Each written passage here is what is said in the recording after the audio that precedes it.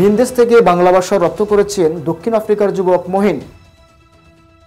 আসসালামু আলাইকুম, শুনছেন সংবাদ শিরোনাম, এবার বিস্তারিত।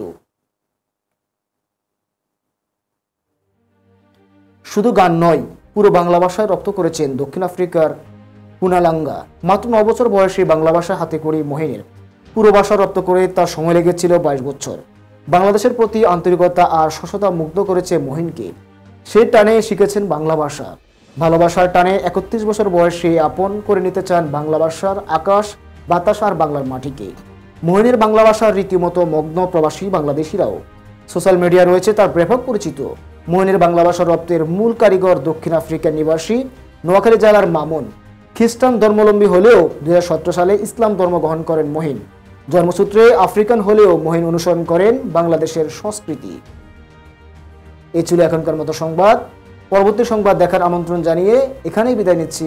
আল্লাহ হাফেজ।